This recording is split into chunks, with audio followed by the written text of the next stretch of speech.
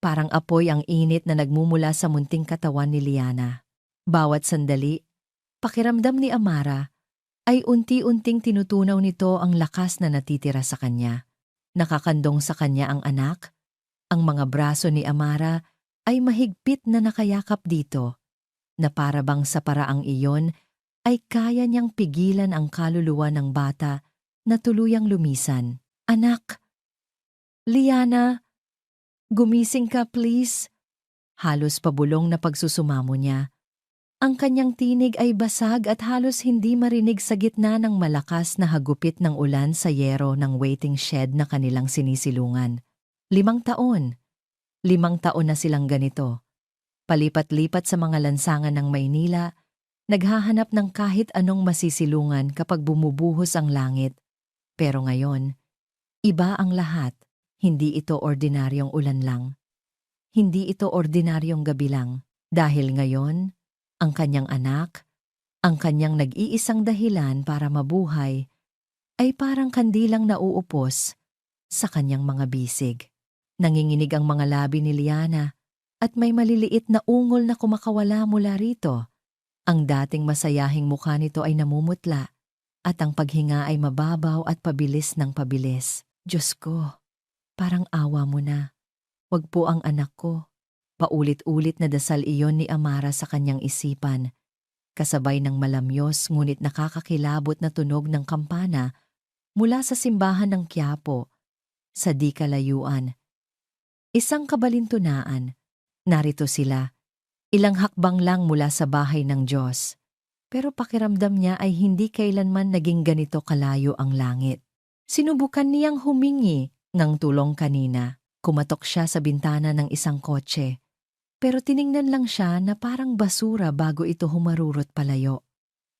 Nagmakaawa siya sa isang guwardiya ng 24-hour convenience store. Pero itinaboy lang siya. Sawa na ang mundo sa mga taong tulad niya. Sawa na sa mga palaboy na humihingi ng awa. Biglang nanigas ang katawan ni Liana. Tumigil ito sa pag-ungol at sa isang nakakabinging segundo, pakiramdam ni Amara ay tumigil din ito sa paghinga. Isang matinding takot ang biglang gumapang sa buong katauhan ni Amara, mas malamig pa sa buhos ng ulan. Liana! Sigaw niya, tinapik-tapik ang pisngi ng anak. Anak, huminga ka. Parang awa mo na. Wala. Wala ng kahit anong pag-aalinlangan.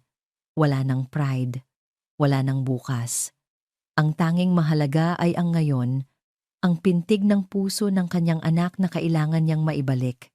Sa gitna ng kanyang pagpapanik, isang pares ng nagliliwanag na ilaw ang tumambad sa kanyang paningin. Isang mamahaling sasakyan, dahan-dahang bumabagtas sa bahaing kalsada, mukhang magara, mukhang mayaman ang sakay. Hindi na siya nag-isip. Binuhat niya ang walang malay na si Liana at na parang isang hayop na nasugatan ay sumugod siya sa gitna ng kalsada. Itinaas niya ang isang kamay. Hindi alintana ang malakas na busina at ang nakakasilaw na ilaw. Tulong! Tulungan niyo kami! Isang nakakabinging tunog ng preno ang pumunit sa katahimikan ng gabi. Huminto ang sasakyan ilang pulgada lang mula sa kanya. Napaluhod si Amara sa basang semento. Ang kanyang mga tuhod ay agad na nanakit. Pero mas mahigpit pa niyang niyakap ang kanyang anak. Dahan-dahang bumaba ang tinted na bintana sa driver's side. At pagkatapos, bumukas ang pinto. Isang pares ng mamahaling leather shoes ang unang lumabas at tumapak sa baha. Sumunod ang isang lalaking matangkad.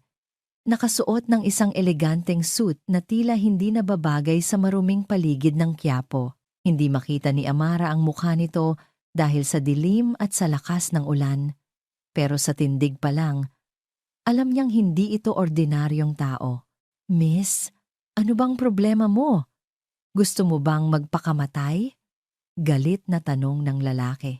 Pero nang biglang kumislap ang kidlat, nagliwanag ang buong paligid sa isang saglit. At sa saglit na iyon, nakita ni Amara ang mukha ng lalaki.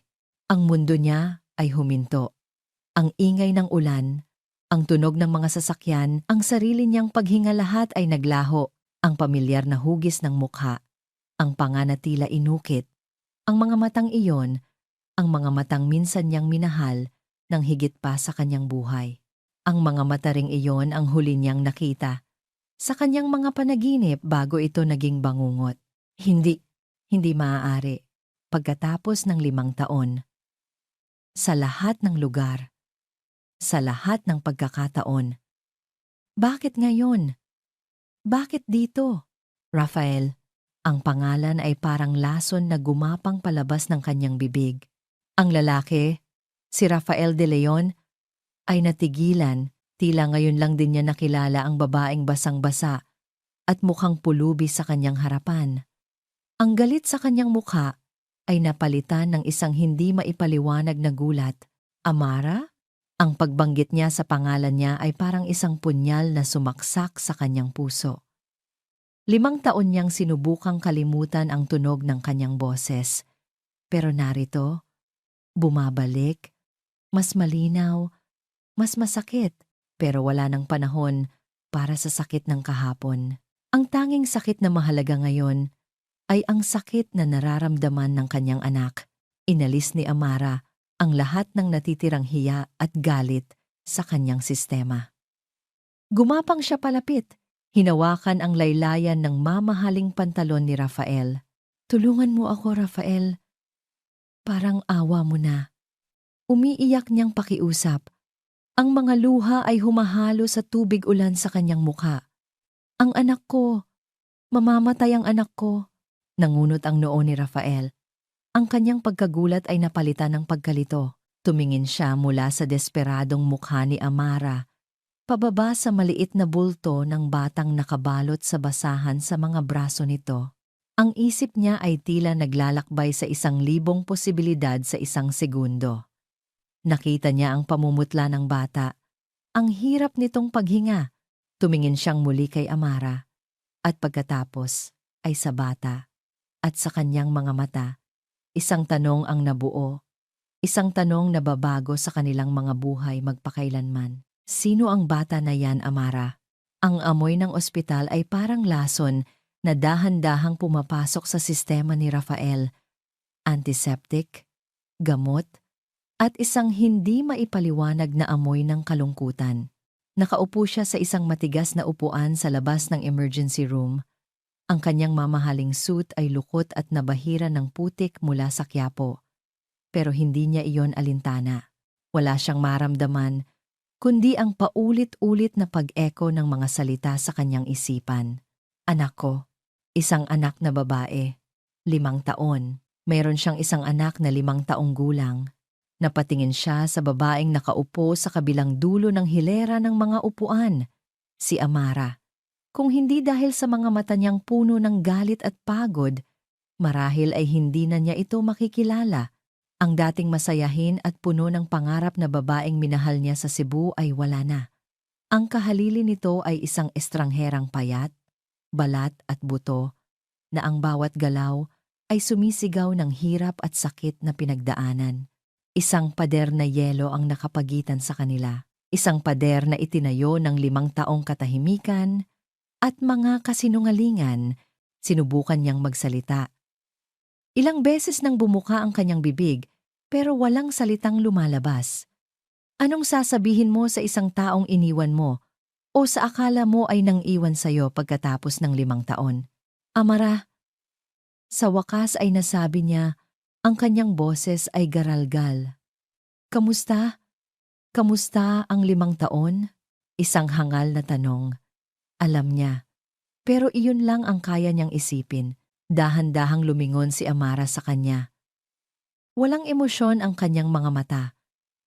Pero sa ilalim nito, nakita ni Rafael ang isang nag-aapoy na galit.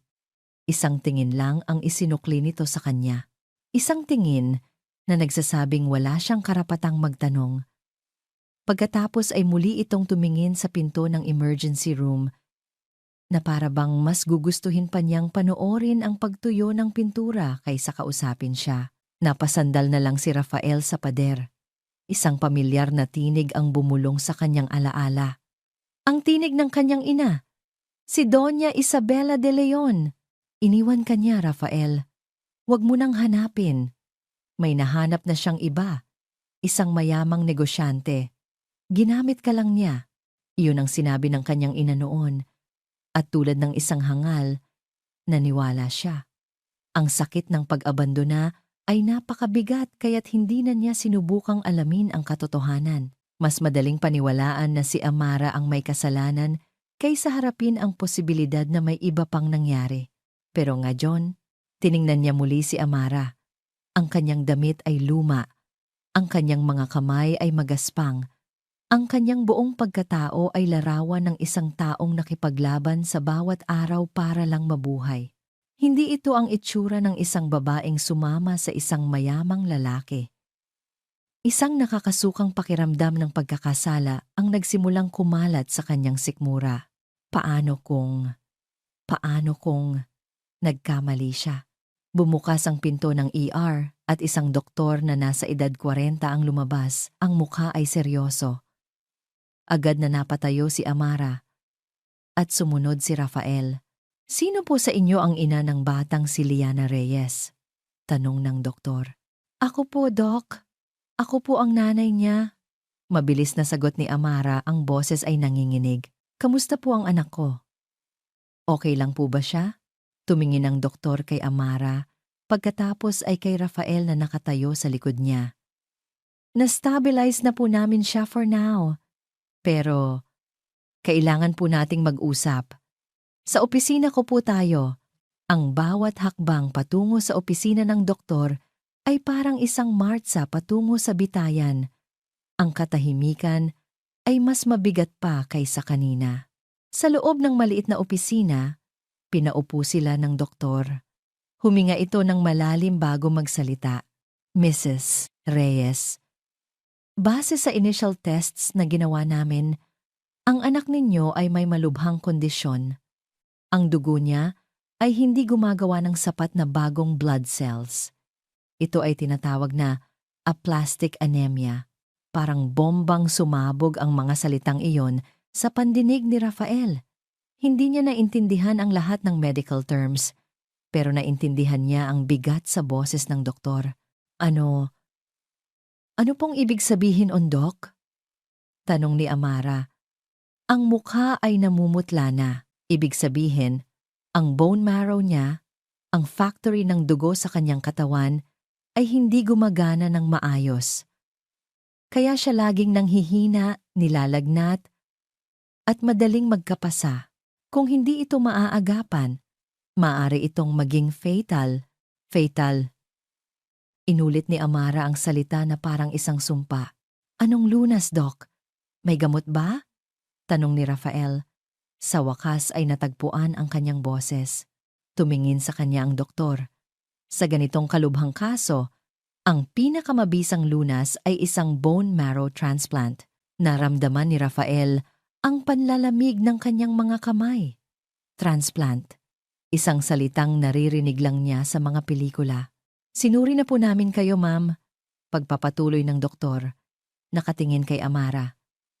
At sa kasamaang palad, hindi po kayo compatible match para maging donor.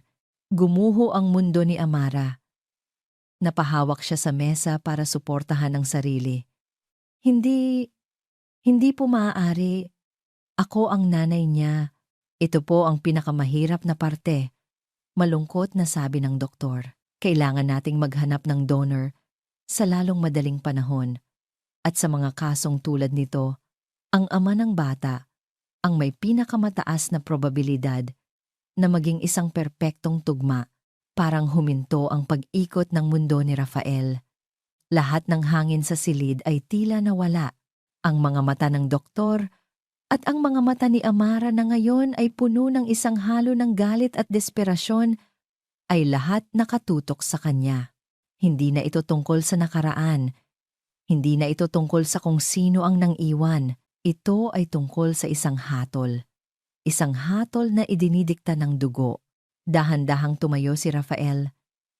Tumingin siya sa bintanang salamin ng opisina, kung saan tanaw niya ang pasilyo patungo sa pediatric ward. Doon sa isa sa mga silid na iyon, nakahiga ang kanyang anak, isang anak na hindi niya alam na nabubuhay. Isang anak na ngayon ay mamamatay kung wala siyang gagawin.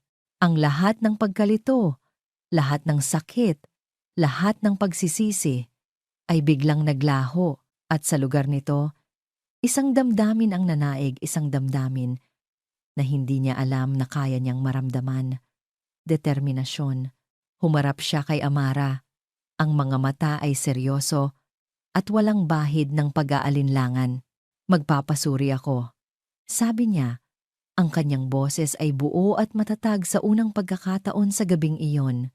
Gagawin ko ang lahat. Pagkasabi noon, tumalikod siya at naglakad palabas ng opisina, palabas ng ospital. Kailangan niya ng hangin. Kailangan niyang iproseso ang lahat. Paglabas niya sa main entrance, kinuha niya ang kanyang cellphone mula sa bulsa. At sa sandaling iyon, nagring ito. Tiningnan niya ang screen. Ina, isang pamilyar na kaba ang gumapang sa kanyang dibdib. Sinagot niya ito. Hello, Ma? Nasaan ka? Rafael. Ang malamig at makapangyarihang boses ni Doña Isabela de Leon ay tumusok sa kabilang linya. Kanina pa kita tinatawagan. May kailangan tayong pag-usapan tungkol sa fiancé mo. Ang puting ilaw ng ospital ay malamig at walang awa. Bawat sulok ng silid ay sumisigaw ng kalinisan. Nakabaligtaran ng buhay na pinanggalingan ni Amara. Nakaupo siya sa isang upuan sa tabi ng kama kung saan mahimbing na natutulog si Liana. Salamat sa gamot na itinusok sa kanya. Payapa ang mukha ng bata. Pero alam ni Amara na sa ilalim ng kapayapaang iyon ay isang gyerang nagaganap sa loob ng munti nitong katawan. Wala na si Rafael. Umalis ito matapos sabihing gagawin niya ang lahat. Gagawin ang lahat. Isang mapait na ngiti ang sumilay sa mga labi ni Amara. 5 taon na ang huli. Kung kailan halos mamatay na ang anak nila, saka lang niya sasabihin ang mga salitang iyon. Napakadali para sa kanya. Isang desisyon lang, isang pagsusuri, at bigla, isa na siyang bayani. Pero ang 5 taon ng paghihirap? Ang bawat gabi na umiiyak si Liana dahil sa gutom? Ang bawat araw na tinitiis niya ang mga mapanghusgang tingin ng mga tao? Sino ang sasalo sa lahat ng iyon? Hindi niya namalayan ang pagbukas ng pinto hanggang sa isang anino ang tumabon sa liwanag mula sa pasilyo. Nakatayo doon si Rafael, may dalang 2 paper bag mula sa isang kilalang coffee shop. Sa isang iglap, bumalik ang lahat ng alaala nila sa Cebu, ang mga umaga na ginugol nila sa kapihan malapit sa universidad. Nagbabahagi ng isang slice ng cake habang pinag-uusapan ang kanilang mga pangarap. Pero mabilis niyang iwinaksi ang mga iyon. Ang Rafael na nasa harap niya ngayon ay hindi na ang simpleng estudyanteng minahal niya. Isa na siyang estranghero. Nagdala ako ng kape at sandwich. Alanganing sabi ni Rafael, inilapag ang mga paper bag sa maliit na mesa. Hindi ka pa kumakain. Hindi siya tiningnan ni Amara. Ang kanyang mga mata ay nanatiling nakatutok kay Liana. Hindi ako nagugutom. Amara, please, kailangan mong magpalakas. Para kay Liana, ang pagbanggit sa pangalan ng kanilang anak mula sa bibig ni Rafael ay parang isang sampal. Huwag mong banggitin ang pangalan niya na para bang may karapatan ka. Natahimik si Rafael. Naramdaman ni Amara ang kanyang titig, isang titig na puno ng sakit at pagkalito. Gusto niyang magalit. Gusto niyang isumbat ang lahat.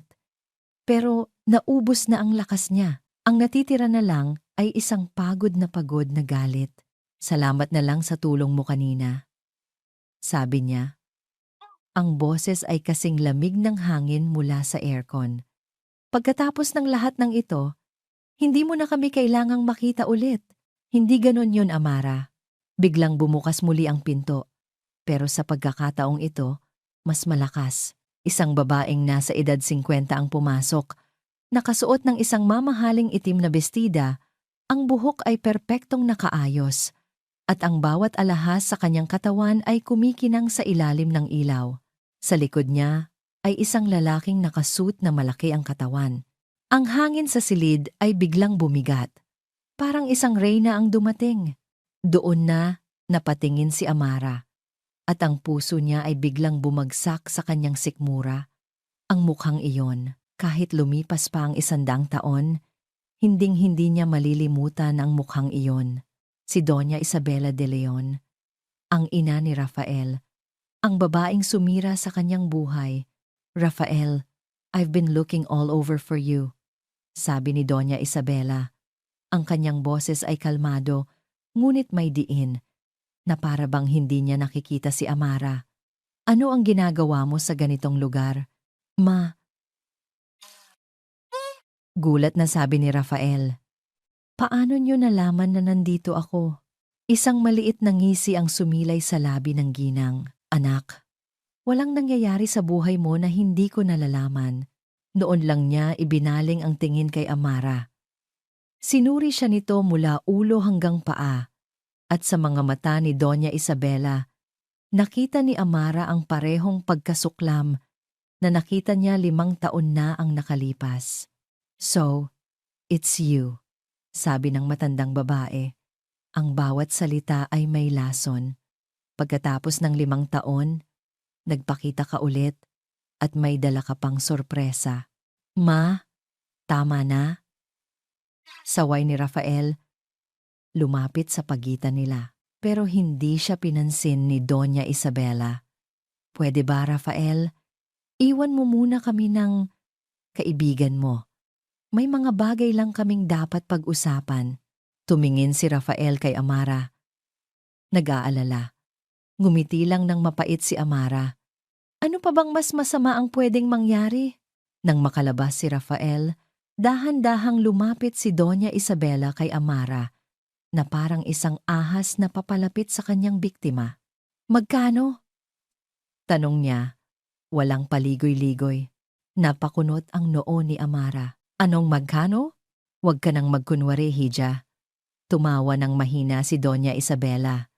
"Alam ko ang estilo ng mga tulad mo. Ginamit mo ang bata para makabalik sa buhay ng anak ko, para makahut-hot ng pera. So, sabihin mo sa akin, magkano ang presyo mo para tuluyan ka ng maglaho?" Isang nag-aalab na galit ang biglang umakyat sa lalamunan ni Amara. Ang lahat ng sakit, lahat ng hirap, lahat ng luha na tiniis niya sa loob ng 5 taon, lahat ay dahil sa babaeng nasa harap niya. "Wala kang karapatang pagsalitaan ako ng ganyan," mariing sabi ni Amara. Tumayo para pantayan ang tingin ng matanda. "Karapatan?" Muling tumawa si Doña Isabela. "Ako ang nagbibigay ng karapatan sa mundong ito. Tingnan mo ang sarili mo. Isa kang pulubi. At ako, kaya kong bilhin ang buong ospital na ito kung gugustuhin ko. Kaya kong sirain ang buhay mo sa paraang hindi mo pa nararanasan. Hindi ako natatakot sa'yo. Dapat lang." Lumapit pa ang mukha ni Doña Isabela. Ang kanyang mga mata ay nanlilisik dahil sa oras na malaman ng media na ang nag-iisang tagapagmana ng De Leon Corporation ay may anak sa labas sa isang babaeng palaboy. "Sisirain ko ang pangalan mo. Gagawa ako ng kwento na isa kang masamang ina, isang gold digger. Sisiguraduhin kong kahit kailan, hindi ka na makakabangon." Sa sandaling iyon, bumalik si Rafael. Nakita niya ang tensyon sa pagitan ng dalawang babae. Ang nanginginig na galit sa mga mata ni Amara. "Ma, ano bang ginagawa mo?" sabi ni Rafael. Ang kanyang boses ay may bahid ng pagsaway. "Huwag niyo siyang pagsalitaan ng ganyan." Ito ang unang pagkakataon na narinig ni Amara na sinagot ni Rafael ang kanyang ina. Pero huli na ang lahat. Ang sugat ay napakalalim na. Ngumiti lang si Doña Isabela sa kanyang anak bago muling bumaling kay Amara. Kumuha siya ng isang tseke mula sa kanyang mamahaling bag at isang pluma. Inilagay niya ito sa mesa. "Isang blankong tseke. Hindi ka natatakot sa akin? Patunayan mo," hamon ni Doña Isabela. "Lagyan mo ng kahit anong halaga. 10 milyon? 20 milyon? Kayang-kaya ko. Punan mo yan. At iwanan mo ang anak ko mag-isa. Tiningnan ni Amara ang tseke. Ang papel na iyon ay sagot sa lahat ng kanyang problema. Makakakuha siya ng maayos na bahay para kay Liana. Mapapakain niya ito ng masasarap na pagkain. Hindi na sila matutulog sa malamig na semento. Pero tiningnan niya si Doña Isabela. Ang ngiti nito ay puno ng tagumpay na para bang alam na nitong nanalo na ito, na lahat ng tao ay may presyo. Dahan-dahang kinuha ni Amara ang tseke at sa harap ni Doña Isabela at ni Rafael, pinunit niya ito sa 2, pagkatapos ay sa 4, pagkatapos ay sa 8, hanggang sa maging maliliit na piraso na lang ito. Ibinagsak niya ang mga piraso ng papel sa sahig na parang confetti. Tiningnan niya ng diretso sa mga mata si Doña Isabela de Leon.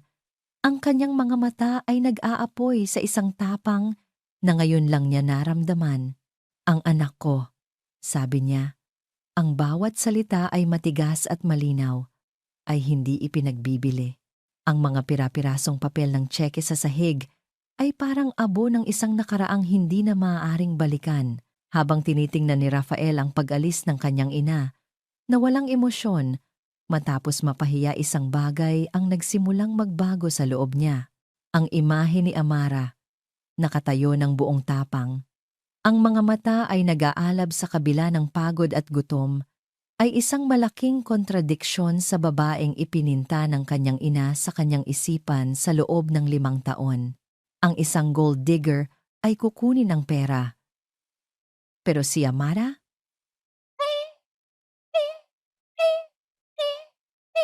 Pinunit niya ito. Pinunit niya ang solusyon sa lahat ng kanyang problema para sa isang bagay na hindi kayang bilhin ng pera, ang kanyang dignidad.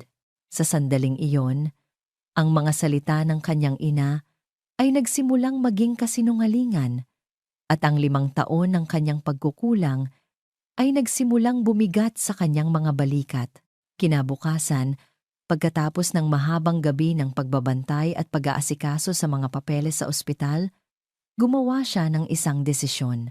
Hindi na niya hahayaang manatili si Amara at Liana sa isang lugar na hindi ligtas. "Saan mo kami dadalhin?" tanong ni Amara. Ang kanyang boses ay puno ng pagdududa habang akay-akay niya si Liana palabas ng ospital. Pinayagan na itong umuwi pansamantala habang hinihintay ang mga resulta ng pagsusuri. Sa isang ligtas na lugar, simpleng sagot ni Rafael. Pinagbuksan sila ng pinto ng kanyang sasakyan. Nag-alinlangan si Amara. Ang pagsakay sa kotse ni Rafael ay parang pagsuko, pero nang tumingala sa kanya si Liana, ang mga mata nito ay nanlalambing at nanghihina. Alam niyang wala siyang pagpipilian para sa kanyang anak. Lulunukin niya ang lahat ng kanyang pride. Huminto sila sa harap ng isang simpleng condominium building sa Mesa. Hindi ito kasing gara ng mga building sa BGC kung saan siya nakatira. Pero malinis, disente, at higit sa lahat pribado. Ito ay isa sa mga unit na pag-aari ng company. Paliwanag ni Rafael habang inaakay sila papasok sa isang 2-bedroom unit na may kumpletong gamit. Walang nakakaalam nito maliban sa akin at sa pinagkakatiwalaan kong assistant. "Ligtas kayo rito." Inilibot ni Amara ang kanyang tingin. Malinis na sahig, malambot na sofa, isang kusinang may pagkain sa loob ng refrigerator, isang kama na may malinis na kumot, mga simpleng bagay para sa iba. Pero para sa kanya, ito ay isang luho na matagal na niyang hindi naranasan. "Hindi namin kailangan ng tulong mo," sabi niya. Kahit na ang kanyang mga mata ay nagsasabi ng ibang kwento. "Hindi ito para sa'yo, Amara." Malumanay na sabi ni Rafael. Nakatingin sa natutulog na si Liana. Sa mga braso niya, para ito sa kanya. Walang nagawa si Amara kundi tumango. Dahan-dahan niyang inihiga si Liana sa malambot na kama at sa unang pagkakataon sa loob ng 5 taon, nakita ni Rafael ang pag-relax ng mga balikat ni Amara na para bang isang mabigat na pasanin ang nabawas dito. Sa mga sumunod na araw, Habang hinihintay ang resulta ng kanyang compatibility test, ginugol ni Rafael ang bawat libreng sandali sa condominium. Nagdadala siya ng pagkain, ng mga laruan, at ng mga libro. Sa una, si Amara ay laging mailap. Nagsasalita lang ito kapag kinakailangan, pero si Liana, sa kanyang kamusmusan, ay unti-unting nagiging komportable sa presensya niya. Isang hapon, naabutan ni Rafael si Liana na malungkot na nakatingin sa labas ng bintana. "Anong iniisip mo, munting prinsesa?" tanong niya. Umupo sa tabi nito. "Gusto ko pong magbasa ng libro," mahinang sabi ng bata. Pero pagod na po si Mama. Ngumiti si Rafael. Kinuha niya ang isang libro ng mga fairy tale na dala niya. "Gusto mo, basahan kita." Tumango si Liana. Ang mga mata ay nagningning. Umupo ito sa tabi ni Rafael sa sofa. At sinimulan niyang basahin ang kwento ng isang prinsesang nailigtas ng isang matapang na kabalyero. Habang nagbabasa, naramdaman ni Rafael ang paghilig ng ulo ni Liana sa kanyang braso. Isang kakaibang init ang gumapang sa kanyang dibdib. Isang pakiramdam na hindi niya kailanman naramdaman noon, isang halo ng saya, responsibilidad at pagmamahal na dalisay. "Sir Rafael," bulong ni Liana. Kayo po ba ang guardian angel ko?" Natigilan si Rafael.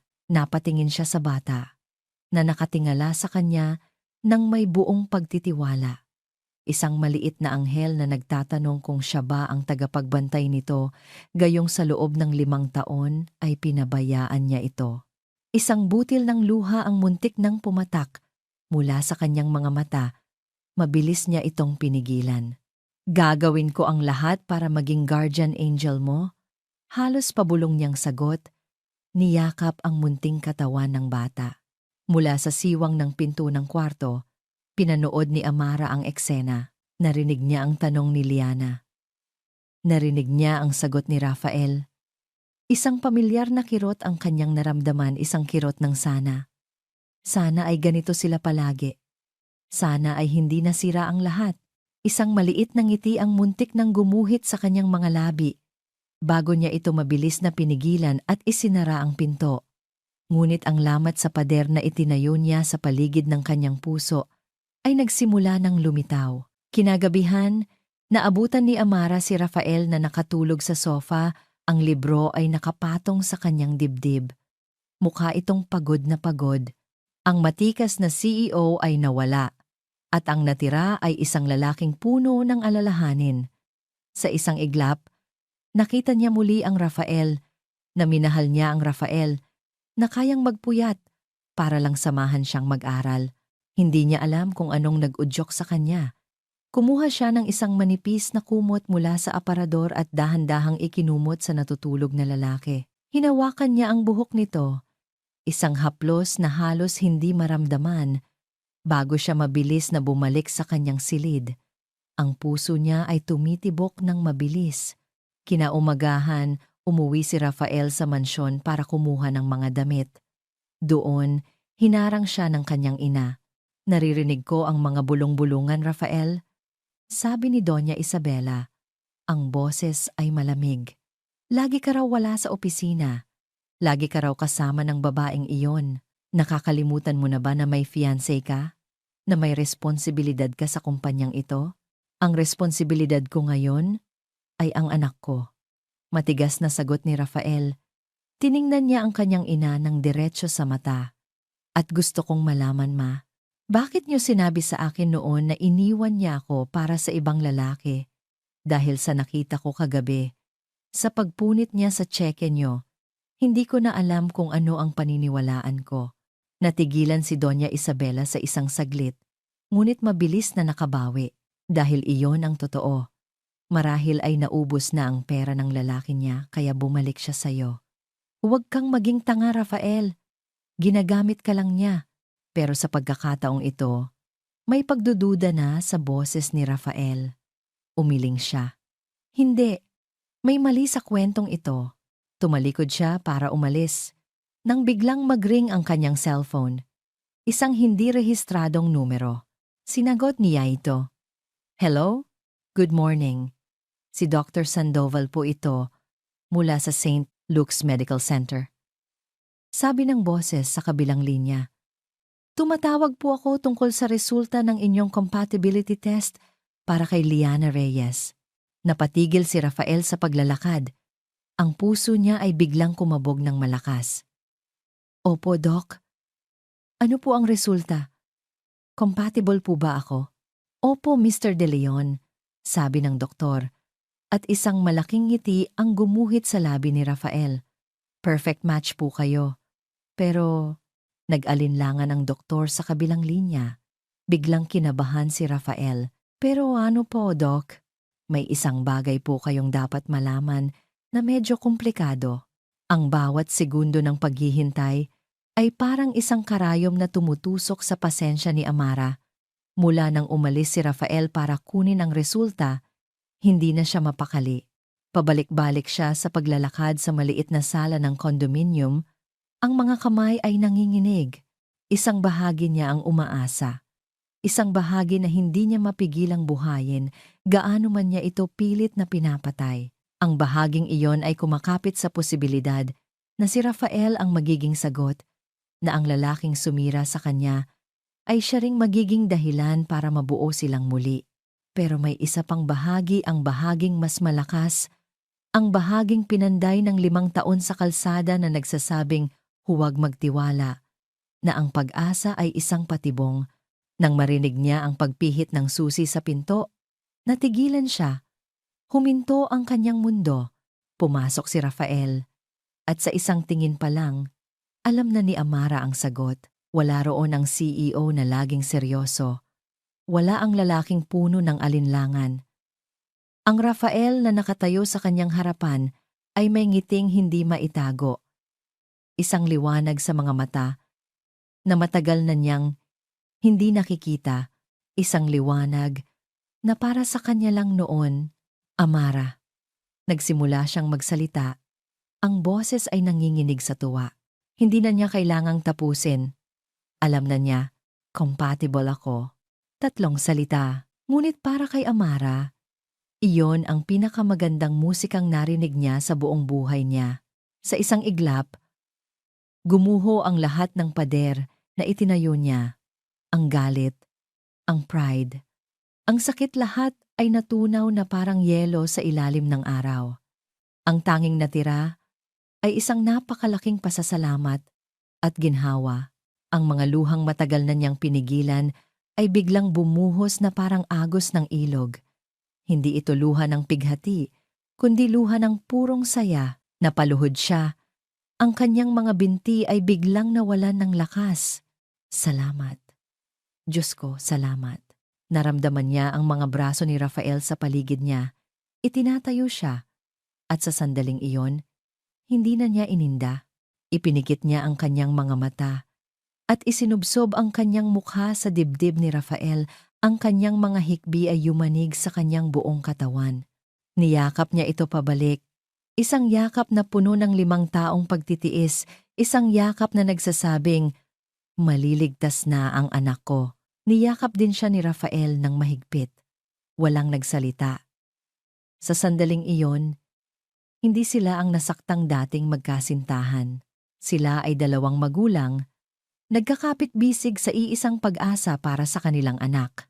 Ang pag-asang iyon ay hindi nagtagal. Kinahapunan, habang pinaplano na nila ang mga susunod na hakbang, tumawag si Dr. Sandoval. Sinabi nitong kailangan silang parehong makausap sa ospital. Mayroon daw update tungkol sa proseso. Isang maliit na kaba ang gumapang sa dibdib ni Amara. Pero iwinaksi niya ito. Masaya sila kanina. Dapat siyang manatiling positibo. Sa opisina ng doktor, ang kapaligiran ay ibang-iba. Ang Dr. Sandoval na kaharap nila ngayon ay hindi ang doktor na puno ng kumpiyansa noon. Ito ay umiiwas ng tingin, laging inaayos ang salamin, at ang mga kamay ay hindi mapakali sa ibabaw ng mesa. Doc, ano po ang update? Tanong ni Rafael. Hindi maitago ang pananabik. Huminga ng malalim ang doktor. Mr. De Leon, Amara. Totoo po na kompatible kayo. Mr. De Leon. Isang perfect match, in fact. Pero, ang salitang pero ay parang isang dagundong ng kulog sa isang maaliwalas na langit. Pero sa aming masusing pagsusuri, pagpapatuloy ng doktor, binabasa ang ilang papeles, na halatang kabisado na niya, may nakita kaming maliit na antigen marker sa dugo ninyo, Mr. De Leon, na maaaring magdulot ng komplikasyon. Isang maliit na tsansa ng graft rejection. Maliit lang. Naramdaman ni Amara na nanlamig ang kanyang buong katawan. Anong ibig sabihin on? Ibig sabihin, may risk na maaaring hindi tanggapin ng katawan ni Liana ang bone marrow mula sa inyo, sabi ng doktor. Sa wakas ay tumingin sa kanila, ngunit ang mga mata ay puno ng awa. Pero sabi niyo, perfect match ako. Giit ni Rafael, ang boses ay tumataas na. Paano nangyari yan? Ito na nga po ang susunod kong sasabihin. Mabilis na sabi ng doktor. Bilang standard procedure, naghanap din kami sa International Bone Marrow Registry. At sa isang pambihirang pagkakataon, may natagpuan kaming isang donor mula sa Germany. Isang donor na hindi lang perfect match, kundi wala rin ang antigen marker na nakita namin sa inyo. Siya ang pinakaligtas na opsyon para kay Liana. Parang isang suntok sa sikmura ang naramdaman ni Amara. Isang perpektong solusyon na biglang nagkaroon ng depekto at isang mas perpektong solusyon na biglang lumitaw mula sa kawalan. Hindi ito tama. May mali. Kung ganun, siya ang kukunin natin, desididong sabi ni Rafael. Magkano? Babayaran ko ang lahat. Umiling ang doktor. Ang proseso ng pagkuha ng donor mula sa ibang bansa, ang transportasyon, at ang operasyon mismo ay napakakomplikado at magastos. Aabutin po ito ng milyon-milyon at mangangailangan ng oras para maaprubahan. Milyon-milyon. Oras. Dalawang bagay na wala si Amara. Pakiramdam niya ay nilalaro sila. Pinatikim sila ng pag-asa para lang bawiin ito at palitan ng isang pag-asang napakamahal, isang pag-asang hindi niya kayang abutin. Tumingin siya kay Rafael. At ang nakita niya ay hindi ang lalaking yumakap sa kanya kanina, kundi ang tagapagmana ng De Leon Corporation, isang taong sanay na ayusin ang lahat gamit ang pera. Ang hinala ay nagsimulang maging lason sa kanyang isipan. Paano kung laro lang ito ng pamilya nila? Paano kung ito ang paraan ni Doña Isabela para ipakita sa kanya na sa huli, pera pa rin ang magdidikta sa buhay ng anak niya? Ang biyahe pabalik sa kondominium ay tahimik. Si Rafael ay abala sa kanyang cellphone, tumatawag sa kung sino-sino para asikasuhin ang pera. Pero si Amara ay nakatingin lang sa labas. Ang init ng yakap kanina ay napalitan na ng nagyeyelong pader ng pagdududa. Pagdating nila sa unit, hindi pa sila nakakapasok nang may isang pamilyar na boses ang pumigil sa kanila. Mukhang may problema yata kayo. Nakatayo sa dulo ng pasilyo si Doña Isabela de Leon. Kalmado at elegante na parang naglalakad lang sa sarili niyang palasyo. Ma, anong ginagawa niyo rito? Gulat na tanong ni Rafael. Hindi pinansin ni Doña Isabela ang anak. Dahan-dahan itong lumapit kay Amara. Ang mga mata ay puno ng isang mapanlinlang na awa. Narinig ko ang nangyari. Malumanay niyang sabi. Nakakalungkot. Nakikita mo? Kahit ang tadhana, hindi pumanig sa'yo. Hinawakan niya ang kamay ni Amara na agad namang binawi ng huli. Pero ako, mabait ako. Pagpapatuloy ng matanda. Na parang hindi napansin ang pagtanggi ni Amara. Nakakausap ko na ang mga direktor ng ospital. Handa akong bayaran ang lahat. Ang donor mula sa Germany, ang pinakamagagaling na doktor, ang private suite para sa apo ko. Lahat. Tumingin si Amara sa kanya. Naghihintay sa kapalit. Alam niyang may kapalit. Ngumiti si Doña Isabela. Isang ngiting hindi umabot sa kanyang mga mata. Sasagutin ko ang lahat ng gastos. Kung aalis ka sa buhay ni Rafael, habang buhay. Hindi. Ang sigaw ni Rafael ay umalingaw-ngaw sa tahimik na pasilyo ng condominium. Isang salita lang, pero puno ito ng bigat at autoridad na ikinagulat hindi lang ni Doña Isabela, kundi pati na rin ni Amara. "Rafael, this is between me and her," mariing sabi ni Doña Isabela. Ang ngiti ay naglaho na sa kanyang mukha. "Hindi, ma," sagot ni Rafael. Humakbang siya sa pagitan ng dalawang babae. Ang kanyang katawan ay nagsisilbing panangga para kay Amara. "Anak ko si Liana. Desisyon ko to. At hindi natin kailangan ng pera mo." Hinila niya si Amara papasok sa unit at isinara ang pinto ng malakas. Isang malinaw na mensahe sa kanyang ina na tapos na ang usapan. Sa loob, ang katahimikan ay nakakabingi. Binitawan ni Rafael ang braso ni Amara at nagsimulang maglakad-lakad. Ang kanyang isip ay nagpoproseso ng lahat. "Hindi ko maintindihan," sabi niya. Mas para sa sarili niya kaysa kay Amara. Perfect match ako. Tapos biglang may complication? Biglang may donor mula sa Germany? At eksakto namang dumating si Mama para mag-alok ng tulong na may kapalit? Masyadong perpekto ang lahat. Nakatayo lang si Amara sa isang sulok. Pinapanood siya. Sa unang pagkakataon, nakita niya ang pagdududa sa mga mata ni Rafael. Hindi na ito ang lalaking basta-basta na lang naniniwala sa lahat ng sinasabi ng kanyang ina. Pero ang lason ng pagdududa ay nakatanim na rin sa puso ni Amara. "Baka naman kasama ka sa plano nila?" Malamig niyang tanong. "Para ano?" "Para ipamukha sa akin na sa huli, kailangan ko pa ring lumuhod sa pamilya niyo." Natigilan si Rafael. Lumingon siya kay Amara. Ang kanyang mukha ay puno ng sakit. "Talaga bang yan ang tingin mo sa akin, Amara? Pagkatapos ng lahat, ano bang dapat kong isipin?" Sumbat niya. 5 taon kang nawala. 5 taon kitang hinintay. Tapos babalik ka at sasabihin mong gagawin mo ang lahat. Pero ang lahat pala ay may presyo na galing sa nanay mo. Hindi totoo yan." "Talaga? Paano mo mapapatunayan?"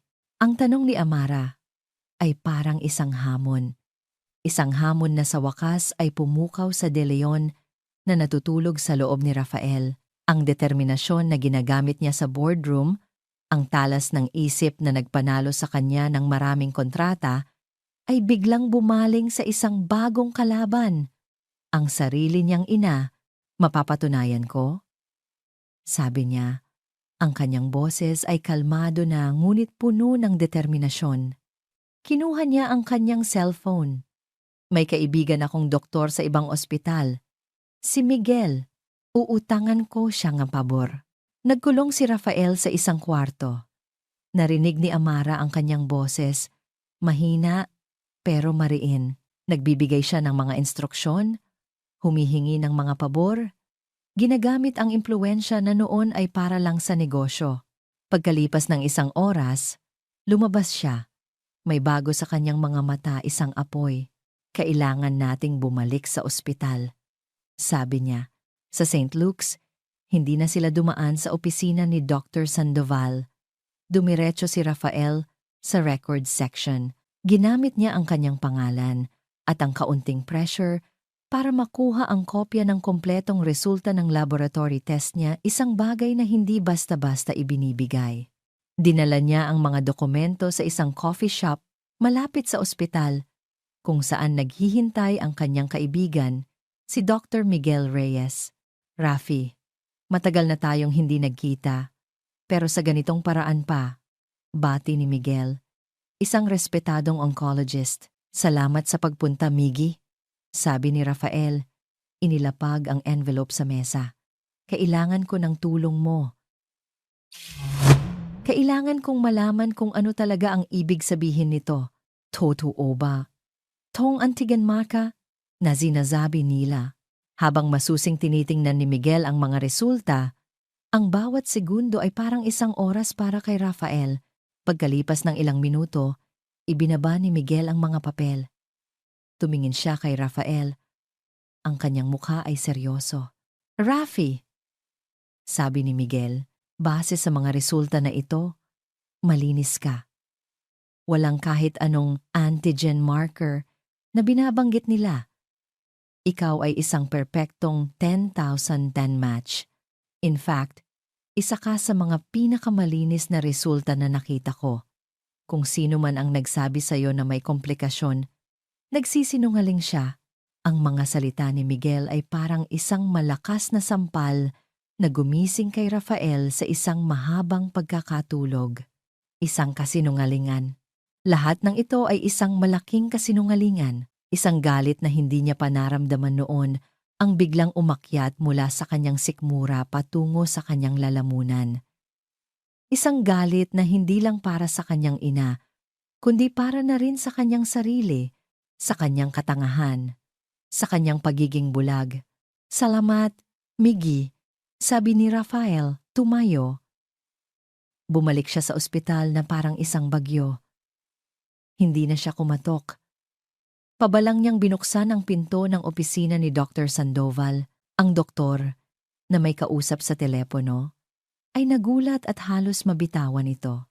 "Mr. De Leon, huwag ka nang magsinungaling, Doc," sabi ni Rafael, ibinagsak ang mga resulta sa mesa. "Alam ko na. Alam kong wala akong kahit anong marker. Bakit niyo ginawa to? Magkano ang ibinayad sa inyo ng nanay ko?" Namutla ang doktor. Nagsimula itong mautal. Hindi ko alam ang sinasabi mo." "Talaga?" sigaw ni Rafael. Ang kanyang boses ay dumagundong sa maliit na opisina. "Gusto mong tawagan ko ang kaibigan kong si Dr. Miguel Reyes, ang head ng oncology sa Medical City? O gusto mong tumawag ako sa Board of Medical Ethics at iparevoke ang lisensya mo para sa pagsisinungaling sa isang pasyente para pagbigyan ng isang mayaman na sponsor?" Ang banta ay malinaw. Ang takot sa mga mata ng doktor ay hindi maitatago. "Pinilit lang ako." Halos pabulong na pag-amin ng doktor. Ang kanyang pagiging propesyonal ay gumuho na. "Ang pamilya niyo, malaki ang donasyon nila sa ospital. Napilitan lang ako, sir," sabi niya. "I-delay lang." Ang pagamingay sa na. Isang bagong Rafael ang lumabas sa opisinang iyon. Ang lalaking pumasok kanina ay puno ng pagdududa. Ang lalaking lumabas ngayon ay puno ng galit at isang malinaw na layunin. Nagmaneho siya pauwi sa mansyon ng mga De Leon. Ang bahay kung saan siya lumaki ay parang isang hawla. Naabutan niya ang kanyang ina sa sala, kalmadong nagbabasa ng isang magazine na para bang walang nangyari. "We need to talk, Ma," sabi ni Rafael. Ang boses ay malamig na parang yelo. Tumingin si Doña Isabela sa kanya, ibinaba ang magazine. "Mukhang mainit ang ulo mo, anak." "Nalaman ko na ang lahat," sabi ni Rafael. Ang pagsisinungaling ni Dr. Sandoval, ang peking donor mula sa Germany. Lahat ay plano mo. Hindi nagbago ang ekspresyon ng kanyang ina. "Ginawa ko lang kung ano ang dapat para protektahan ka. Ang pangalan ng pamilya at ang kinabukasan mo." "Protektahan ako?" Tumawa ng mapait si Rafael. "Muntik mo nang ipahamak ang sarili mong apo para sa isang business deal. Para sa fiancé na hindi ko naman mahal. Hanggang kailan, Ma? Hanggang kailan ako magiging sunod-sunuran sa mga plano mo? Habang nakatira ka sa pamamahay ko at ginagamit ang pera ko." "Kung ganon," sabi ni Rafael, ang kanyang desisyon ay buo na. Hindi na ngayon. Tumalikod siya at naglakad patungo sa pinto. "Saan ka pupunta, Rafael?" "Sa pamilya ko," sagot niya. Hindi lumilingon. "Sa totoong pamilya ko." Bumalik siya sa condominium. Ang puso niya ay puno ng isang bagong lakas. Kumatok siya sa pinto. Nang pagbuksan siya ni Amara, ang nakita nito ay isang ibang Rafael. "Amara?" sabi niya. Ang kanyang mga mata ay puno ng pagsisisi at determinasyon. "Tama ka. Nagkamali ako. Pero hindi na mauulit. Nalaman ko na ang lahat." Isa itong malaking kasinungalingan. Ipinaliwanag niya ang lahat. Ang pag-uusap nila ni Miguel, ang pag-amin ng doktor, at ang pagharap niya sa kanyang ina. Mula ngayon, sabi niya, hinawakan ang mga kamay ni Amara. Ako ang bahala. Walang kahit sino, kahit ang nanay ko, ang makakapigil sa akin na iligtas ang anak ko. At walang sino man ang makakasakit pa sa inyo. Pangako yan. Bago pa man makasagot si Amara, isang katok sa pinto ang muling pumutol sa kanilang usapan. Nang buksan ito ni Amara, isang babaeng maganda at sosyal ang nakatayo roon. Nakasuot ito ng mamahaling damit. Ang mga mata ay mataray at tinitingnan siya nito mula ulo hanggang paa na may halong pagkasuklam. So, ikaw pala yon, sabi ng babae. Ang boses ay puno ng pangmamata. Ako si Kathrina Alcantara, ang fiancé ni Rafael. Ang pangalang Kathrina Alcantara ay parang isang piraso ng yelo na dahan-dahang dumausdos sa likod ni Amara. Siya, ang babaeng dapat ay nasa posisyon niya, ang babaeng perpekto, ang babaeng pinili. Tiningnan siya ni Kathrina mula ulo hanggang paa, isang tingin na puno ng panginsulto na parang isa siyang dumi na nakadikit sa mamahaling sapatos. So, ito pala ang hitsura ng desperasyon, sabi ni Kathrina, isang mapanuyang ngiti ang gumuhit sa kanyang perpektong kolorete na mga labi. Kailangan mo pa talagang gumamit ng isang batang may sakit para lang makahabol sa yaman ng mga De Leon. Bago pa man makasagot si Amara, lumabas si Rafael mula sa likod niya. Kathrina, anong ginagawa mo dito? Tanong ni Rafael. Ang kanyang boses ay malamig at walang anumang bakas ng pagmamahal. Sinabi ko na sa'yo, tapos na tayo. Tapos na tayo? Tumawa si Kathrina, isang tawang walang saya. Rafael, darling, ang kasal natin ay hindi lang tungkol sa'yo at sa akin. It's a merger, isang kontrata sa pagitan ng De Leon Corporation at Alcantara Group. Hindi mo yan basta-basta pwedeng kanselahin dahil lang sa isang basahan. Ang salitang basahan ay tumama kay Amara nang mas masakit pa sa isang sampal. Naramdaman niya ang pag-init ng kanyang mga pisngi. Gusto niyang sumagot, gusto niyang lumaban. Pero ang mga salita ay ayaw lumabas. Umalis ka na, Katharina. Mariing sabi ni Rafael. Ngumisi si Kathrina. Fine. But remember this, sabi niya. Ang kanyang tingin ay bumalik kay Amara, puno ng pagbabanta. You will never win sa mundo namin. Ang mga tulad mo ay laging talo. Pagkasabi noon, tumalikod na ito at naglakad palayo. Ang tunog ng kanyang mga takong ay umalingaw-ngaw sa pasilyo na parang isang babala. Isinara ni Rafael ang pinto. Huwag mo siyang pakinggan, Amara, pero huli na. Ang lason ay naipasok na. Ang mga salita ni Kathrina ay umulit-ulit sa isipan ni Amara. Pinapatay ang munting pag-asang nagsimulang tumubo sa kanyang puso. Ang pagdating ni Kathrina ay simula pa lang pala ng isang mas malaking bangungot. Dahil si Doña Isabela, ngayong nabigo siyang kontrolin ang sariling anak, ay nagpasya ng gamitin ang pinakamarumi niyang sandata, ang media. Kinabukasan, habang nanonood ng balita sa TV si Amara, biglang lumitaw ang kanyang mukha sa screen.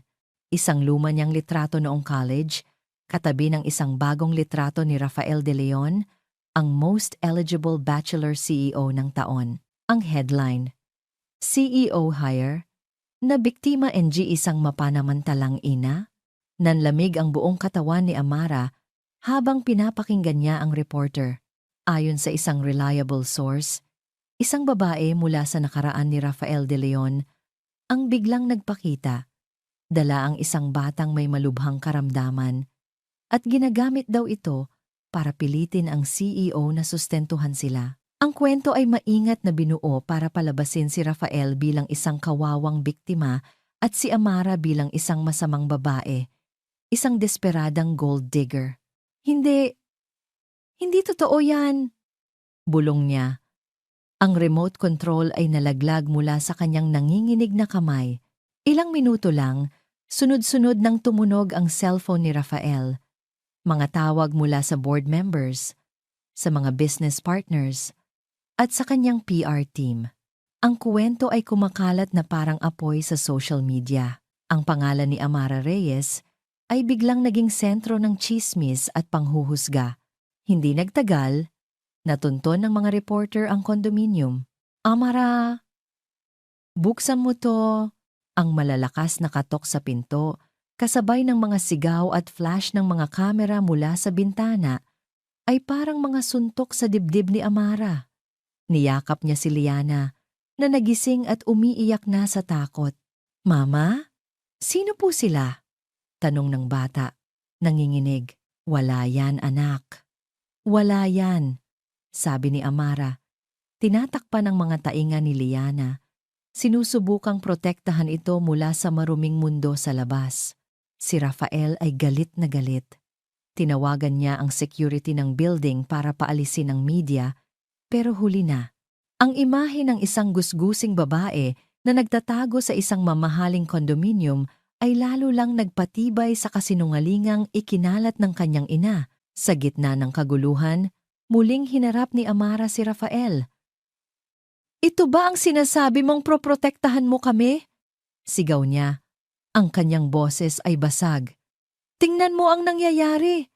Ang mundo mo, Rafael, ay sinisira kami. Ang buhay mo, ang pamilya mo lason yan sa amin. Amara, ayusin ko to. Paano? Patuloy niya. Maglalabas ka ng statement? Magpapapresscon? Ano man ang gawin mo? Ang tingin na nila sa akin ay isang masamang babae at ang anak ko. Nadadamay na siya, Rafael. Ito ba ang buhay na gusto mong ibigay sa kanya? Isang buhay na puno ng iskandalo?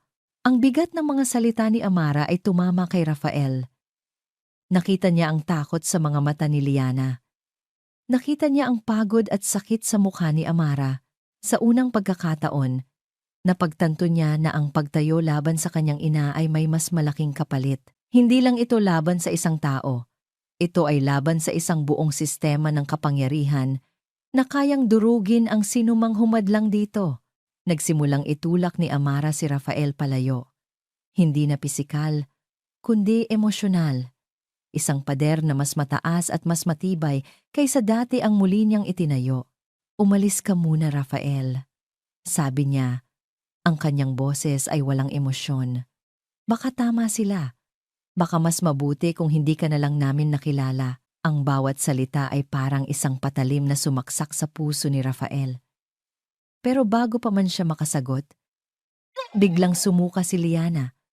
At sa suka nito, may bahid ng dugo. Mabilis na binuhat ni Amara ang bata. Liana! Anak! Biglang nahirapang huminga si Liana. Ang mga mata ay pumipikit. Mama, masakit po. Tumawag ka ng ambulansya. Sigaw ni Amara kay Rafael. Ang kanyang boses ay puno ng panik. Habang nagkakagulo sila, biglang tumunog ang intercom ng unit. Ang boses ng guard sa lobby. Sir Rafael, may emergency po.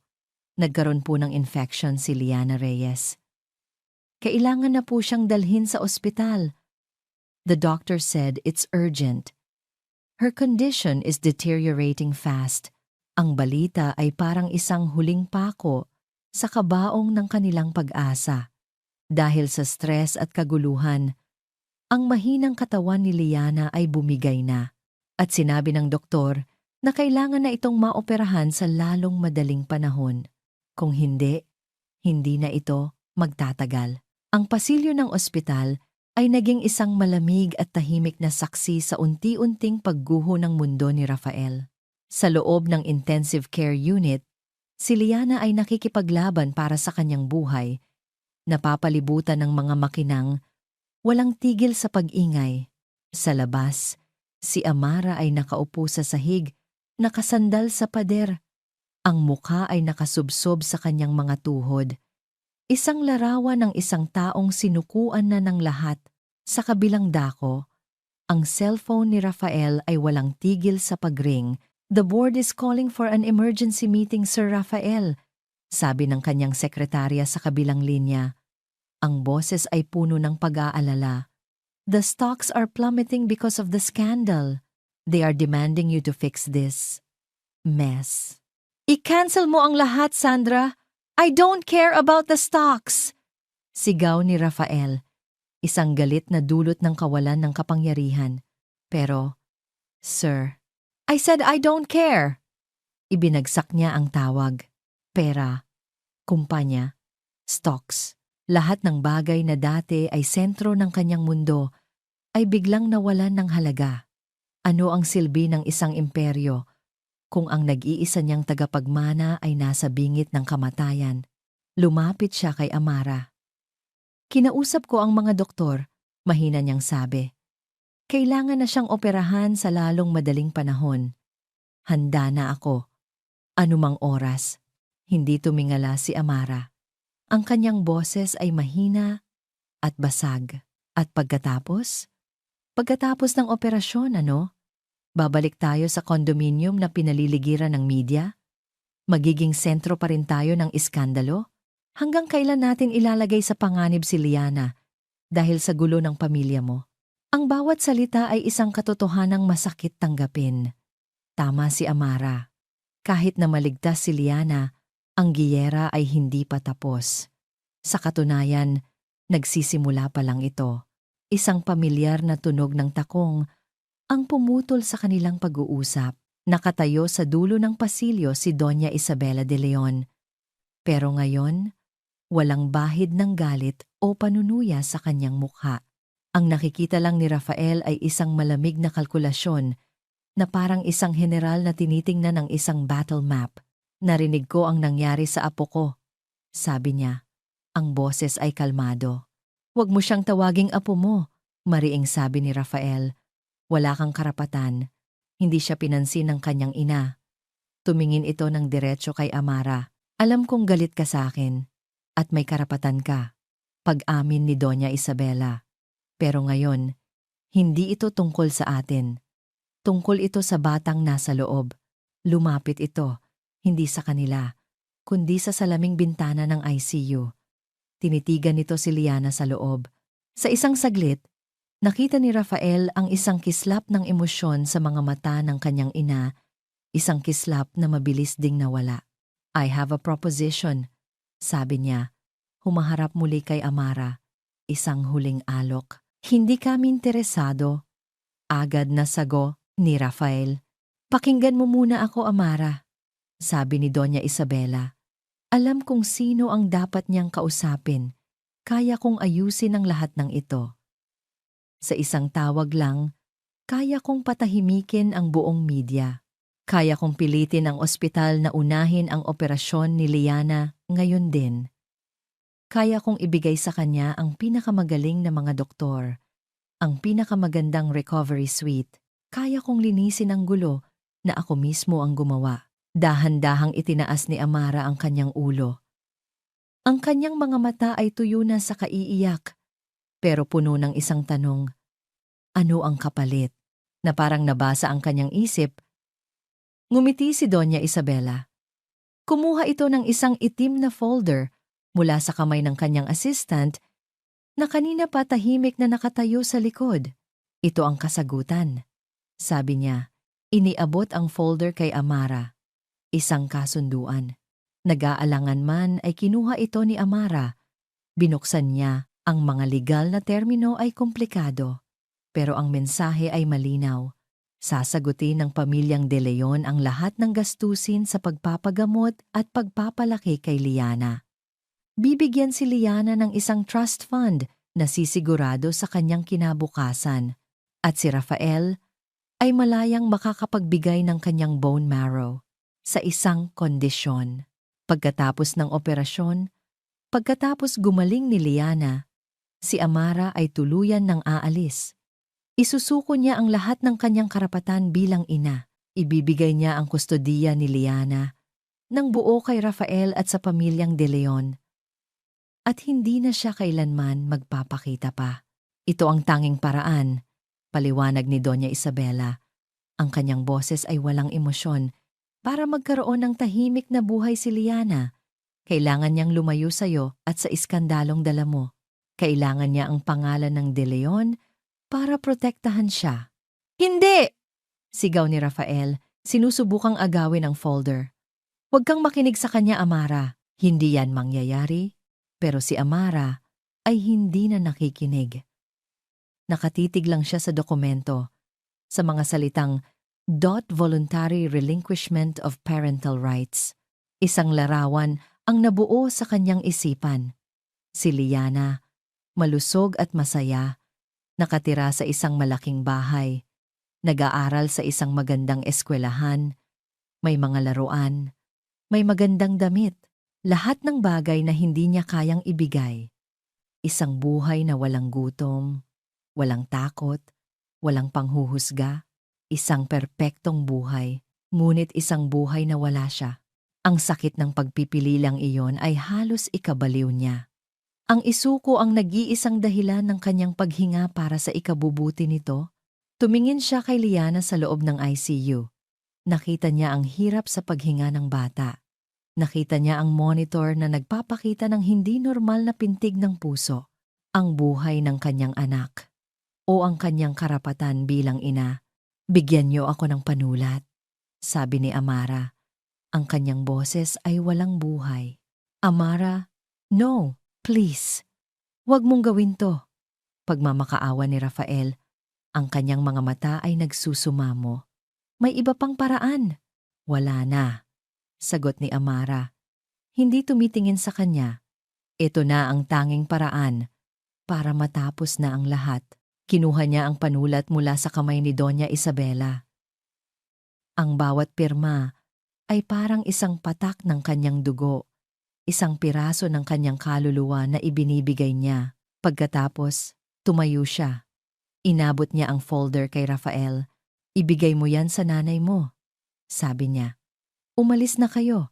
Hayaan niyo akong makasama ang anak ko sa mga huling sandali na akin pa siya. Bago pa man siya talikuran, kinuha niya ang kanyang lumang cellphone at tinawagan si Rafael. Sa gitna ng kanyang pagkalito, sinagot ni Rafael ang tawag. Bakit? Bakit mo ako tinatawagan?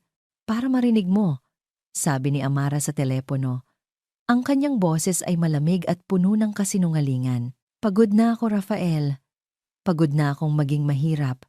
Pagod na akong lumaban. Tinatanggap ko na ang alok ng nanay mo. Ang pera. Ang bagong buhay. Mas pipiliin ko yon kaysa sa isang magulong buhay kasama ka. Isang huling suntok. Isang huling kasinungalingan para siguraduhing hindi na siya hahabulin ni Rafael. Para isipin nitong isa siyang makasariling ina na pinili ang pera kaysa sa anak. Ibinaba niya ang tawag at iniwan ang cellphone sa upuan. Habang papalayo si Rafael, dala-dala ng kanyang mga tauhan, ang naririnig lang niya ay ang malamig na boses ni Amara sa kanyang isipan. Pumasok si Amara sa ICU. Sa labas, nakita ni Rafael ang pagbukas ng pinto ng operating room. Dahan-dahang itinutulak ang kama ni Liana papasok. Si Amara, naiwan.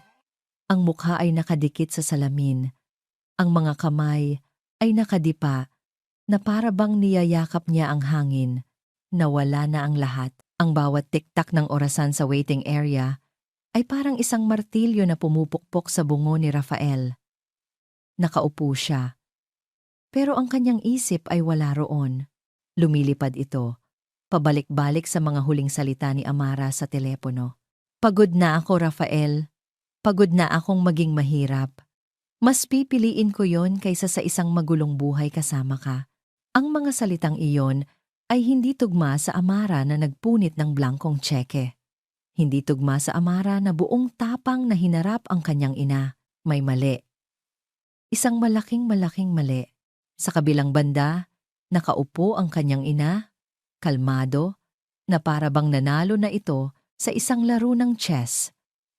Ang tagumpay sa mukha nito ay nagdulot ng isang matinding pagkasuklam sa puso ni Rafael. Bakit mo ginawa to, ma? Tanong niya. Ang kanyang boses ay walang laman. Ginawa ko ang nararapat. Sagot ni Doña Isabela.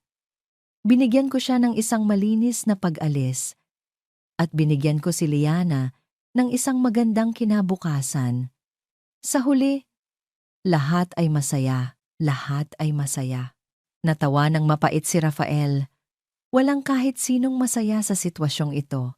Hindi na niya kayang manatili sa iisang lugar kasama ang kanyang ina. Kailangan niya ng hangin. Kailangan niyang makalayo. Tumayo siya. Saan ka pupunta? Hindi pa tapos ang operasyon, sabi ng kanyang ina. Kailangan ko lang mag-isip, sagot niya, at naglakad palayo ng walang direksyon. Dinala siya ng kanyang mga paa sa parking lot at ng kanyang sasakyan pabalik sa mansyon. Ang mansyon na dati niyang tinuring na tahanan ay parang isang museo na ngayon malaki, malamig, at puno ng mga alaalang hindi na niya gustong balikan. Pumasok siya sa kanyang lumang kwarto. Ang lahat ay nasa ayos pa rin, na parang naghihintay sa kanyang pagbabalik. Ngunit ang pakiramdam niya ay isa na siyang estranghero rito. Umupo siya sa gilid ng kama. Ang kanyang isip ay blanko. Ang kanyang puso ay basag. Pakiramdam niya ay wala na siyang dahilan para lumaban. Tinanggap na ni Amara ang pera. Sumuko na siya. Sa kanyang pag-iisip, napadpad ang kanyang tingin sa ilalim ng kama. May isang bagay doon. Isang lumang kahon na gawa sa kahoy. Naalala niya ang kahon na iyon. Iyon ang kahon kung saan niya itinago ang lahat ng alaala nila ni Amara noon sa Cebu. Mga tiket ng sine, mga tuyong bulaklak, at mga sulat. Noong sinabi ng kanyang ina na iniwan na siya ni Amara, sinabi rin nitong itinapon na ang lahat ng laman ng kahon. Pero narito, nakatago lang pala. Dahan-dahan niyang hinila ang kahon. Makapal ang alikabok. Pagbukas niya, ang amoy ng lumang papel at pinatuyong mga bulaklak ang sumalubong sa kanya. Nandoon ang lahat, at sa ilalim ng lahat ng iyon, may isang tumpok ng mga sobre. Mga sulat mula kay Amara. Ang ilan ay nabuksan na niya noon, pero may ilan na nakatupi pa at malinis. Hindi pa nabubuksan. Ang mga petsa sa selyo ay mula sa mga linggo at buwan pagkatapos ng kanilang hiwalayan. Ang kanyang mga kamay ay nanginginig habang binubuksan niya ang isa. Ang sulat kamay ni Amara ay pamilyar pa rin, ngunit may bahid ng pagmamadali at takot. Mahal kong Rafael. Basa niya. Hindi ko alam kung natatanggap mo ba ang mga sulat ko. Hindi ka sumasagot. Hindi ko na alam ang gagawin. Pinuntahan ako ng nanay mo. Pinagbantaan niya ako, Rafael. Sabi niya, kung hindi kita lalayuan, sisirain niya ang pangarap kong maging guro. Sisiguraduhin niyang wala akong makukuhang trabaho kahit saan. Tulungan mo ako, Rafael. Natatakot ako. Ang puso ni Rafael ay nagsimulang tumibok ng napakabilis. Isa pa, kumuha siya ng isa pang sobre. Ang petsa ay makalipas ang 2 linggo. Rafael, bakit hindi ka nagpaparamdam? Totoo ba? Pumayag ka na ba sa gusto ng nanay mo? Parang awa mo na, magsalita ka. May kailangan kang malaman. Isang bagay na magpapabago sa lahat. Rafael, buntis ako. Magiging tatay ka. Anak natin to, Rafael. Anak natin. Nabitawan ni Rafael ang sulat. Ang mga salita ay parang isang kidlat na tumama sa kanyang kaluluwa. Sinusunog ang lahat ng natitirang kasinungalingan. Anak natin, hindi isang aksidente, hindi isang pagkakamali. Alam ni Amara, sinubukan niyang sabihin sa kanya. Sinubukan niyang humingi ng tulong, pero ang mga sulat ay hindi kailanman nakarating sa kanya. Kinuha niya ang huling sobre. Ang papel ay may mga tuyong mantsa ng luha. Paalam, Rafael. Aalis na ako. Hindi ko na kaya. Pinipilit na niya ako. Wala akong pagpipilian. Huwag mong isipin na hindi kita minahal. Minahal kita nang higit pa sa buhay ko. At ang batang ito, may isang maliit na bilog na bakas ng luha sa bahaging iyon ng papel. Alagaan ko siya. Mamahalin ko siya para sa ating dalawa. Sana Balang araw, mapatawad mo ako. Laging tandaan na mahal kita. Amara. Isang kasinungalingan. Lahat ng ito, ang 5 taon ng pag-aakala na siya ang iniwan, ang 5 taon ng sakit at galit, ang 5 taon na hinayaan niyang sirain ang alaala ni Amara sa kanyang isipan. Lahat ay isang malaking kasinungalingan na binuo ng sarili niyang ina. Ang sakit sa kanyang dibdib ay biglang napalitan ng isang bagay na mas malakas, isang bagay na mas mainit, isang bagay na mapanganib, galit. Isang dalisay at nag-aapoy na galit. Galit para sa kanyang ina na naging napakaganid sa kapangyarihan. At isang matinding galit para sa kanyang sarili sa kanyang kahinaan, sa kanyang katangahan, sa kanyang pagiging bulag. Pinulot niya ang mga sulat. Ang mga piraso ng papel na ito ay hindi na lang basta sulat. Ang mga ito ay ebidensya. Ang mga ito ang katotohanan. Ang mga ito ang kanyang sandata. Tumayo siya. Ang lalaking nag-aalangan at nalilito ay wala na. Ang natira ay isang ama na ninakawan ng 5 taon kasama ang kanyang anak. Isang lalaking handang sunugin ang buong mundo para itama ang isang pagkakamali. Bumalik siya sa sasakyan at pinaharurot ito pabalik sa ospital. Hindi niya ininda ang trapiko. Hindi niya ininda ang mga busina.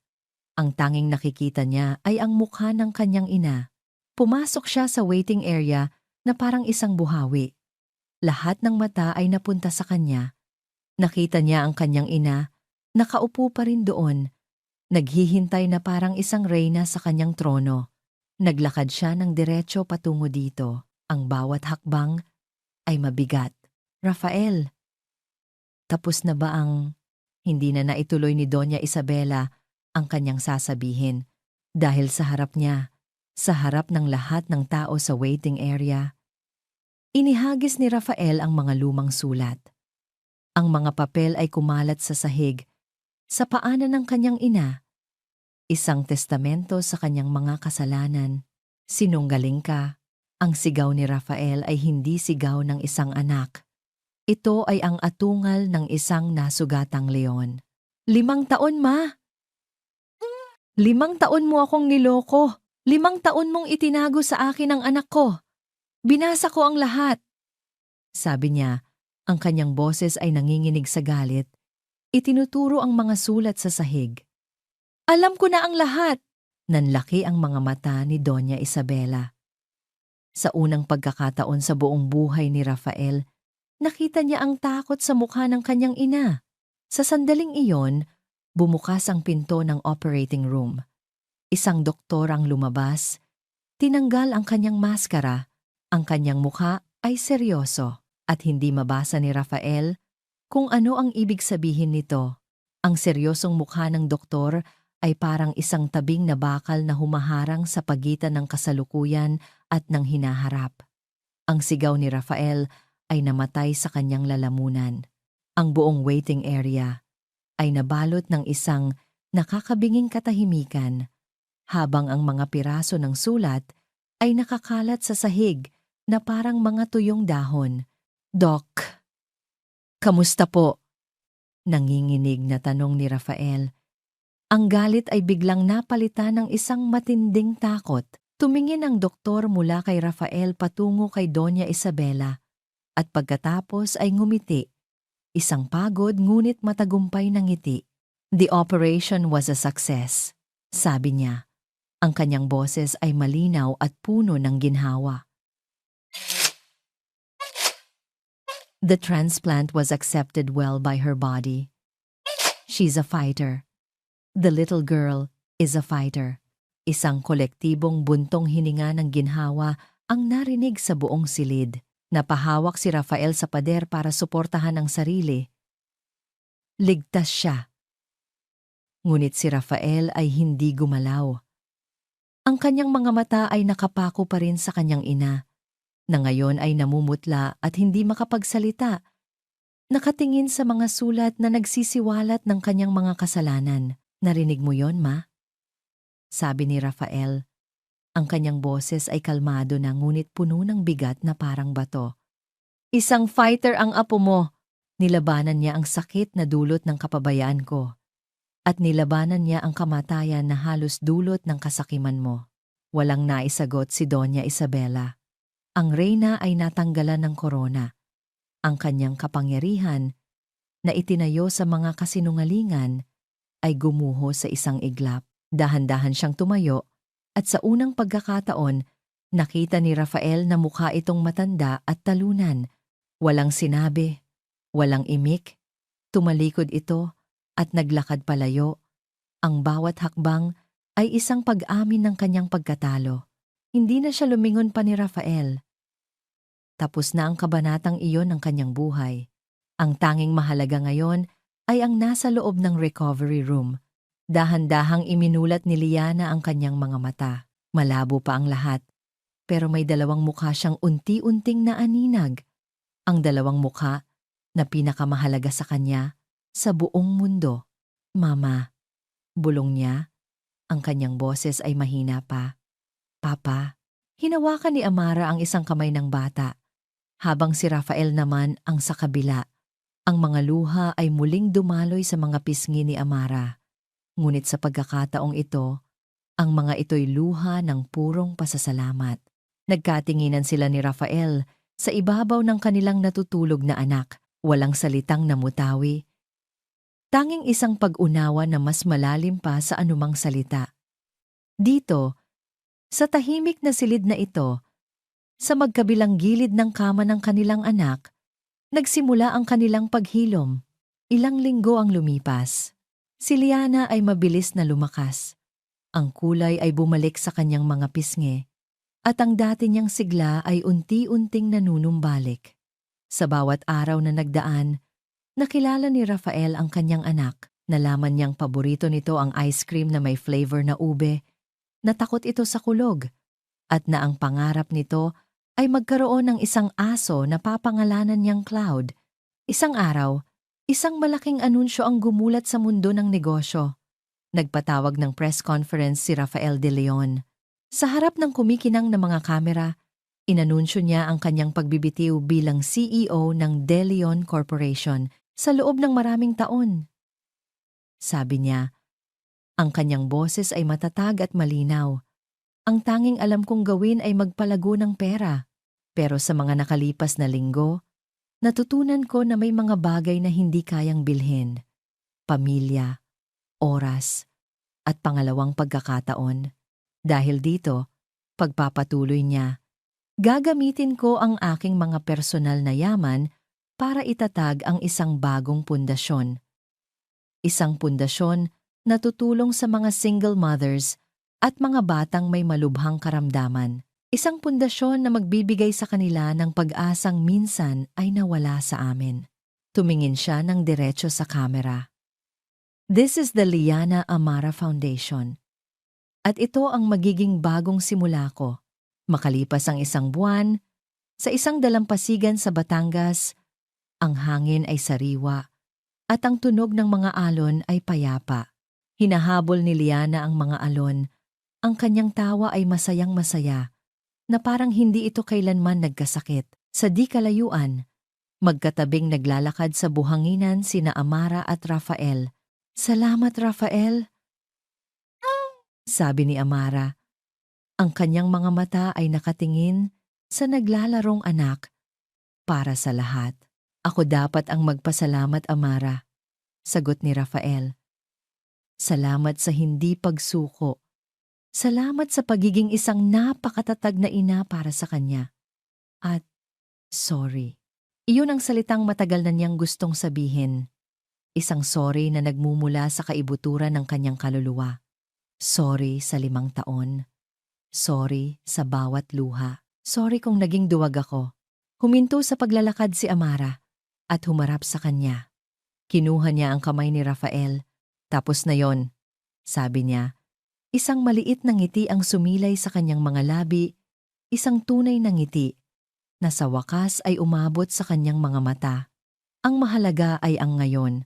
Hinawakan ni Rafael ang kamay ni Amara ng mahigpit. Ang pagitan nila na dati isang malawak na karagatan ng sakit at kasinungalingan ay ngayon ay isang maliit na agwat na lang na kayang-kaya ng punan. Mama! Papa! Sigaw ni Liana. Tumatakbo pabalik sa kanila.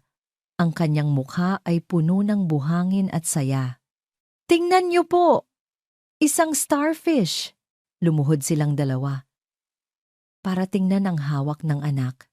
Ang tanong ng bata ay nanatili sa hangin. Bahay natin. Hindi ang kondominium. Hindi ang mansyon. Kundi isang bahay. Isang tahanan. Nagkatinginan si Amara at Rafael. Sa mga mata ng isa't isa, nakita nila ang sagot. Hindi na kailangan ng mga salita. Ang nakita nila ay isang pangako. Isang pangako ng isang bagong simula na bubuuin nila ng magkakasama. Hindi dahil perpekto sila, kundi dahil natutunan na nilang mahalin ang mga di-perpektong bahagi ng kanilang nakaraan. Dahan-dahan siyang lumuhod sa buhanginan para magpantay sila ni Liana. Malapit na, anak, sabi ni Rafael. Ang kanyang boses ay puno ng lambing. Naghahanap na si Papa ng bahay na para lang sa ating tatlo. Isang bahay na may hardin para kay Cloud at may malaking bintana para laging nakikita ni Mama ang pagsikat ng araw. Hinila niya ang bata para sa isang mahigpit na yakap at pagkatapos ay tumingin siya kay Amara, iniunat ang isa pa niyang braso. Halika rito, Ma. Walang pag-aalinlangang lumapit si Amara at yumakap sa kanilang dalawa sa dalampasigan ng Batangas. Sa ilalim ng papalubog na araw na nagpinta ng kulay kahel at lila sa kalangitan, ang tatlong kaluluwang sinira ng nakaraan ay sa wakas ay muling nabuo. Magkakayakap sila, isang pamilya, isang buo. Sa yakap na iyon, naramdaman nila ang init hindi lang mula sa araw, kundi mula sa pag-ibig na sinubok ng kasinungalingan, pinatatag ng sakripisyo, at pinagaling ng pagpapatawad. Hindi na nila kailangan ng perpektong nakaraan. Ang kailangan lang nila ay ang ngayon at ang lahat ng bukas na haharapin nila ng magkakasama. At dito, nagtatapos ang kwento ni na Amara, Rafael at ng kanilang munting anghel na si Liana. Isang karangalan ang samahan kayo sa isang paglalakbay na puno ng sakit, pagsubok, at sa huli ay walang hanggang pag-asa. Mula sa unang patak ng ulan sa madilim na eskinita ng Quiapo, hanggang sa mainit na yakap sa ilalim ng papalubog na araw sa Batangas, naramdaman ko ang bawat pighati at bawat tagumpay ng ating mga bida. Naway sa pamamagitan ng kanilang kwento, na iparamdam namin sa inyo na gaano man kadilim ang kahapon, laging may liwanag na naghihintay sa kinabukasan. Ang kwentong ito ay isang paalala. Ito ay tungkol sa pagtanggap sa mga pagkakamali, paghilom sa mga sugat ng nakaraan, at pagpili na magmahal muli sa kabila ng lahat. Isang paalala na ang pinakamatibay na pundasyon ng isang pamilya ay hindi pera o kapangyarihan, kundi ang pagpapatawad at ang pangalawang pagkakataon. Maraming salamat sa inyong walang sawang pagsubaybay. Ang inyong pakikinig ang nagbibigay buhay sa bawat salitang aming isinusulat. Hangad namin na ang kwento ni na Amara at Rafael ay manatili sa inyong mga puso at magsilbing inspirasyon sa inyong sariling mga paglalakbay. Ano ang pinakapaborito ninyong bahagi ng kwento? Ibahagi ang inyong mga saloobin sa comment section sa ibaba. Gusto naming marinig ang inyong damdamin. Muli, mula sa aming puso, maraming salamat. Hanggang sa susunod nating kwentuhan. Nagmamahal, Kwentong, Damdamin TV.